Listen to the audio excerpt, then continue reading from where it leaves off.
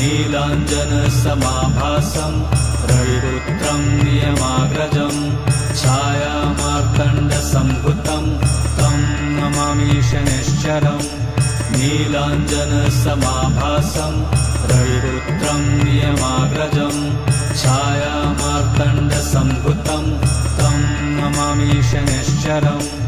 नीलाञ्जनसमाभासं रविपुत्रं नियमाग्रजं छायामार्तण्डसम्भुतं तं नमामि शनैश्चरम् नीलाञ्जनसमाभासं रविपुत्रं नियमाग्रजं छायामार्तण्डसम्भुतं तं नमामि शनैश्चरम् नीलाञ्जनसमाभासं रविपुत्रं नियमाग्रजं छायामार्तण्डसम्भुतं तं नमामि शनैश्चरम्